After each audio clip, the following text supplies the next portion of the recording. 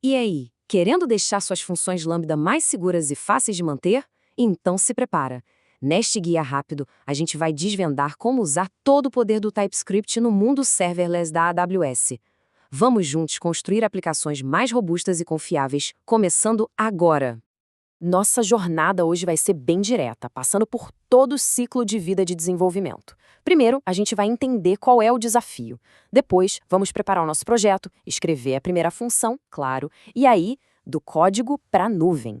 E por fim, vamos ver como observar o que está acontecendo com a nossa função em produção. Ok, vamos mergulhar de cabeça. Começando pelo desafio TypeScript e Lambda. Por que, afinal, a gente precisa de um passinho a mais nesse processo? E aqui está o pulo do gato. O AWS Lambda, no ambiente Node.js, só fala uma língua, JavaScript. Mas a gente quer usar toda a segurança e a clareza que o TypeScript oferece, certo? Então a pergunta é, como é que a gente conecta esses dois mundos? A resposta tem o nome transpilação. Pensa nisso, literalmente, como um processo de tradução.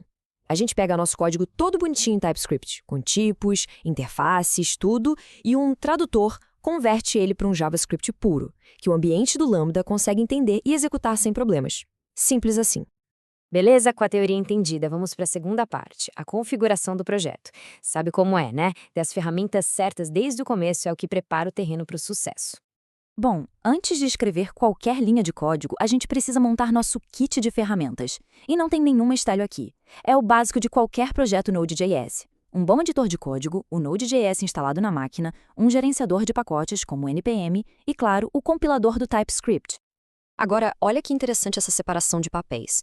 Para a tradução rápida do código, ferramentas como o AWS Sun e o CDK usam o as-build, que é absurdamente rápido. Já o compilador do TypeScript, o TSC, a gente usa com uma flag especial, a menos no emit, ou seja, ele só vai checar se os tipos estão todos corretos, garantindo a segurança do nosso código, mas sem gerar nenhum arquivo JavaScript.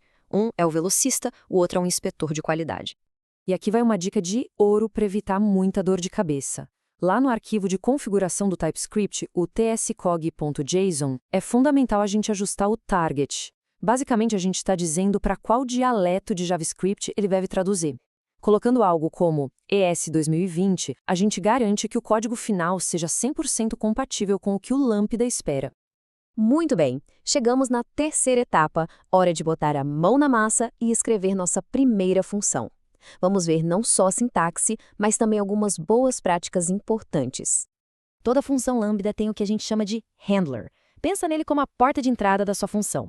É o método que a AWS vai chamar para processar os eventos. E para manter o código limpo e legível, principalmente quando lidamos com operações que demoram um pouco, o padrão async await é sem dúvida nosso melhor amigo. Mas é aqui que a mágica do TypeScript realmente acontece. Ao instalar um pacotinho chamado @types/AWS Lambda, a gente ganha superpoderes. De repente, nosso editor de código sabe exatamente qual é a estrutura de um evento que vem do S3 ou de um API Gateway. Isso evita erros de digitação, da autocomplete, é outro nível de confiança no código antes mesmo de rodar. E se liga nessa dica de performance, que é crucial. Qualquer cliente de SDK, tipo o do S3, do DynamoDB, deve ser inicializado fora da função handler. Por quê? Porque o Lambda pode reutilizar o ambiente de execução entre chamadas. Fazendo isso, a gente reutiliza a conexão, o que economiza tempo e, claro, dinheiro. Código pronto? Então, vamos para a quarta etapa, que é tirar ele da nossa máquina e levar para a nuvem. Chegou a hora de escolher o melhor caminho para a implantação. Para enviar nosso código para a AWS, a gente tem basicamente duas malas para escolher. O arquivo .zip é como uma bagagem de mão, leve, rápido e perfeito para o essencial. Já a imagem de container é tipo uma mala grande que a gente despacha. Dá para levar tudo o que for preciso, incluindo bibliotecas e ferramentas do sistema operacional, dando uma flexibilidade total. E para automatizar esse envio, existem ferramentas para todos os perfis. O AWS SAM CLI é para quem respira serverless e quer uma sintaxe simples e direta. O AWS CDK é para quem gosta de definir toda a infraestrutura na nuvem usando uma linguagem de programação conhecida. E a combinação do AWS CLI com o as-build é para quem gosta de ter o controle manual e detalhado de cada passo do processo.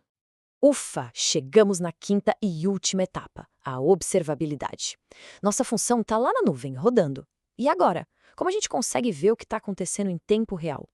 A boa notícia é que o básico já vem incluso. Qualquer console.log que a gente coloca no código, junto com detalhes da execução, vai automaticamente para o Amazon CloudWatch Logs. É o nosso primeiro ponto de contato para entender o que aconteceu. Mas para ir além do básico, a recomendação de ouro é usar uma ferramenta como o Power Tools for AWS Lambda. Ele ajuda a criar logs estruturados em formato JSON. E por que isso é incrível? Porque logs em JSON são muito, mas muito mais fáceis de pesquisar, filtrar e analisar, principalmente quando o sistema começa a crescer. E quando uma única requisição passa por várias funções e serviços diferentes. Para conseguir rastrear essa jornada de ponta a ponta, a gente habilita o AWS X-Ray. Ele nos dá um mapa completo do caminho que a requisição fez. E olha, o resultado disso é visualmente impressionante. O mapa de serviço do X-Ray, como esse que a gente está vendo, é como se fosse um Waze para as nossas requisições. Ele desenha o caminho exato, mostra onde o tempo está sendo gasto e ajuda a encontrar a causa de um problema com uma velocidade incrível. É sensacional. E assim a gente fecha o círculo completo. A jornada de desenvolvimento com TypeScript e Lambda é exatamente essa. A gente transpula o código para ele ser entendido, adiciona tipos para ter segurança, faz o deploy para ele rodar na nuvem e, por fim, observa com logs e traces para poder melhorar sempre. É um ciclo virtuoso. Agora que o caminho está traçado e as ferramentas são conhecidas, a pergunta que realmente importa é: o que de incrível vai ser construído a seguir?